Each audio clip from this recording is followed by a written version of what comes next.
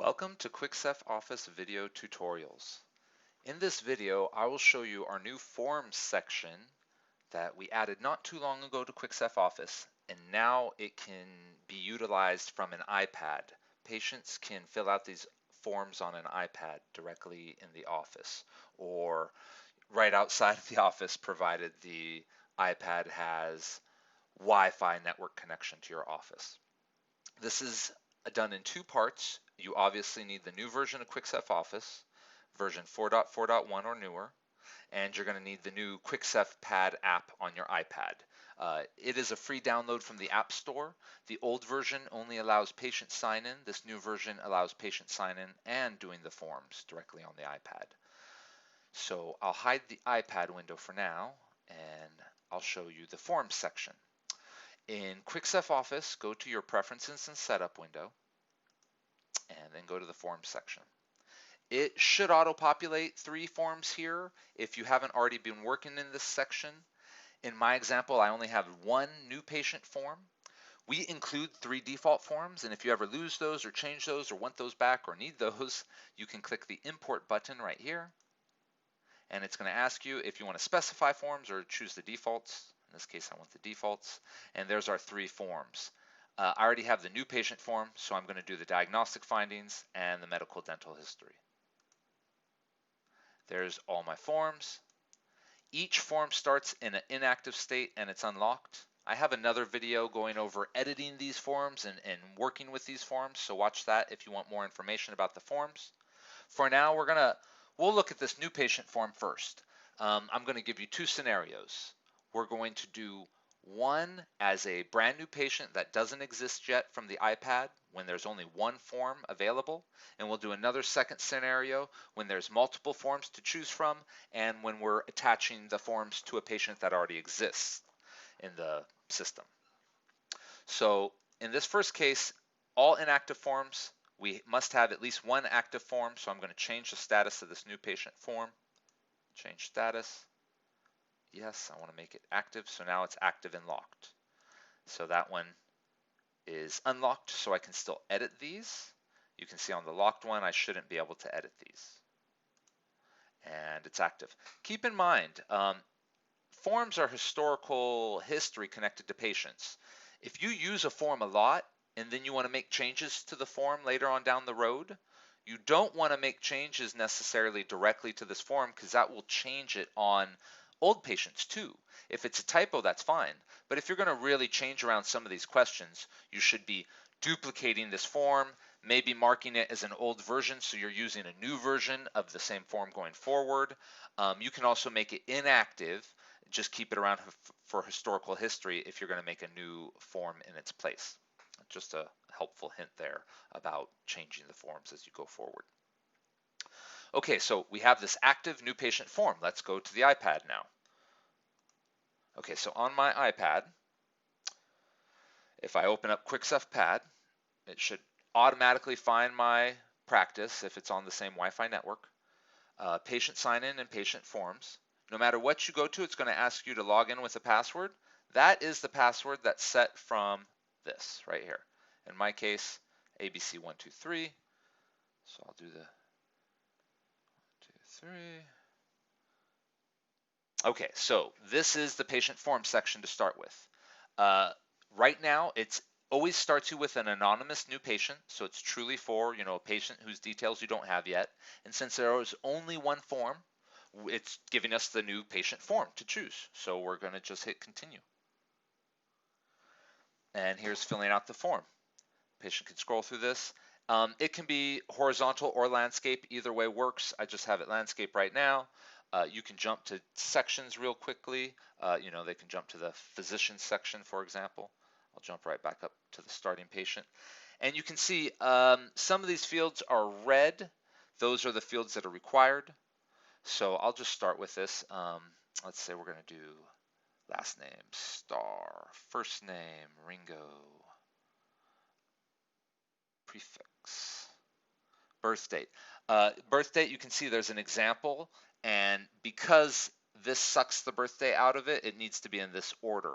If you don't care about sucking the birthday out of it, it can be in any order, but that's what the idea is there. 1990, and we'll say he's born in December 20th. Gender. Okay, and then we have some other last bits. I'll just finish right after this. 1, 2, 3. We'll say any street, city, San Diego. We'll do comma, CA, and 92126. And mobile phone, 858 555 5555. Mobile phone carrier, we'll say it's AT&T. And then there's the email. That's a required field, but in this case, I'm going to submit missing that required field. So let's just say I'll click submit now. So that shows you now, it's showing you there was one error, one validation issue, missing the email. So I'll put in the email.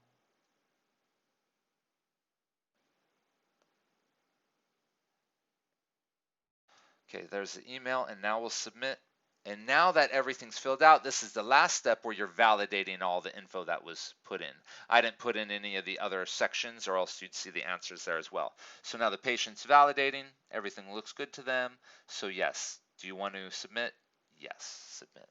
There you go. Thank you for completing the form. Please return the pad to the front desk.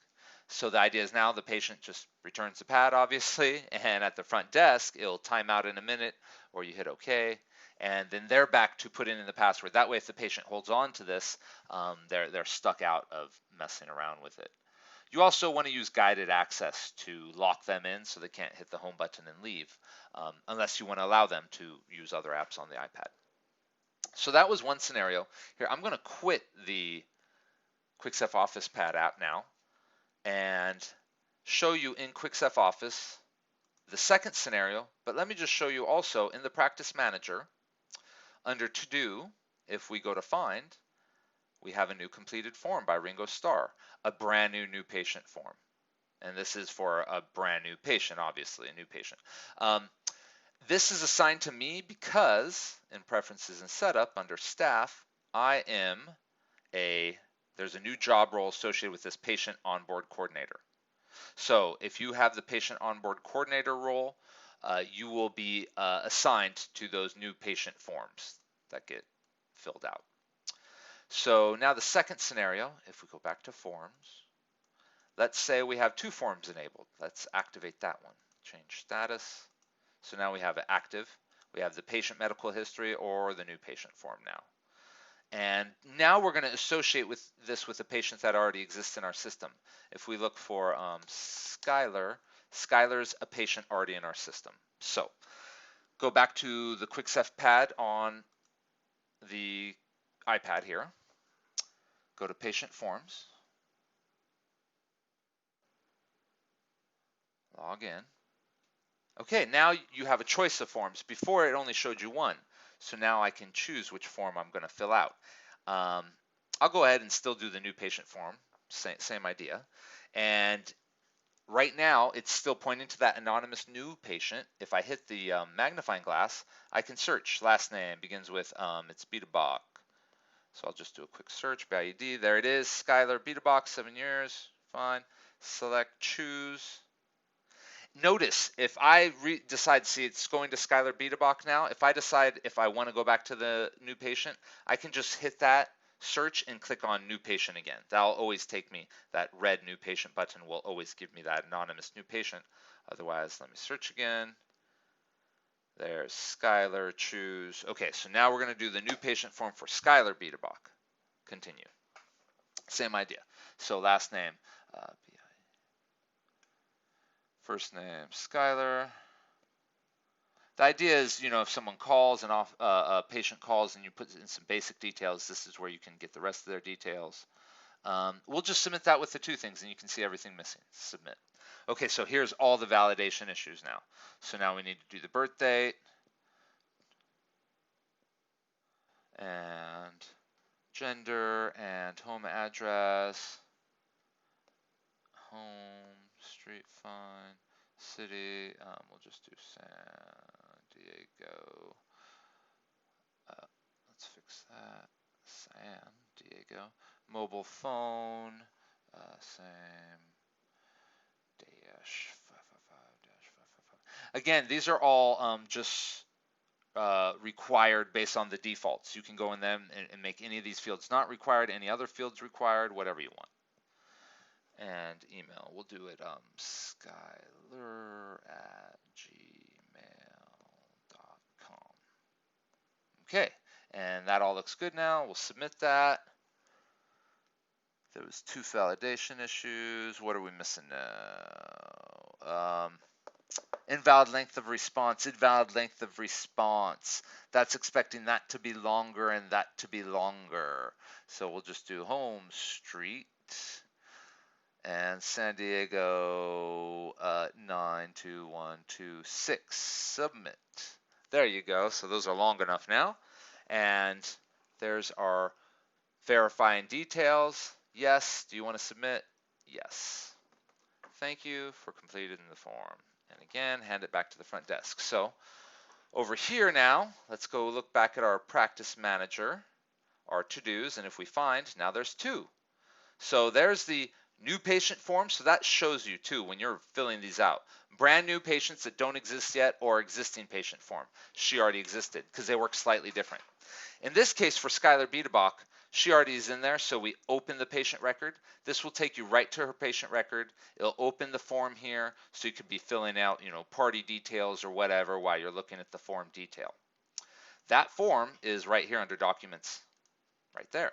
There's the form details. You can always break it out with that button. That button works for all documents too, not just for forms. That's a breakout button for any document.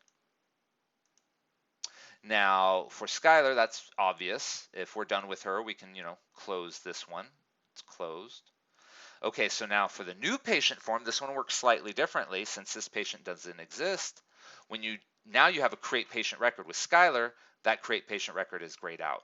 With a new patient, create patient record button, and this warns you, hey, do you want to go ahead and do this? Create.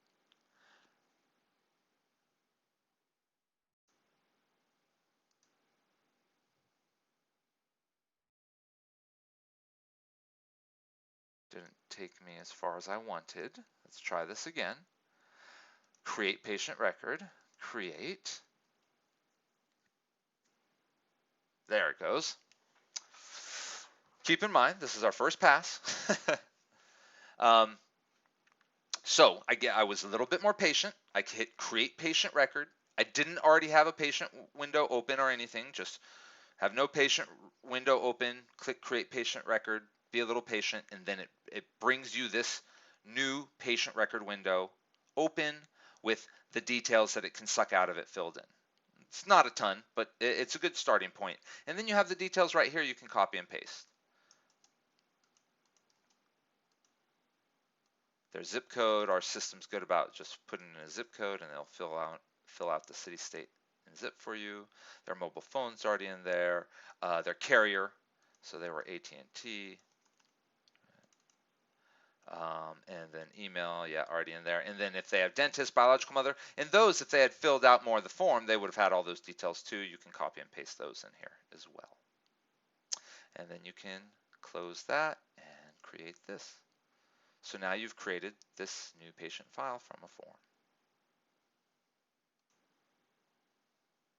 And when you go back here, you can see since we actually created it, it closed it for you. So now if I go to find, there was no leftover new patients. That one Skylar we did, and we manually closed the Ringo Starr we created, and it closed it automatically because we finished the process and created the patient file. Keep in mind, if we go back to patient records and we ever want to see those files for Skylar, under documents, there's the file, and under Ringo, documents, there's the file. These don't go away. And again, there's that little breakout window. Please use this new feature. Please give us feedback on what we can do to improve this feature. We'll be working more on the iPad app and other things with these forms, maybe to do multiple forms at once, document signing, other features like that we're going to be working towards with the iPad. Thank you very much. Take care.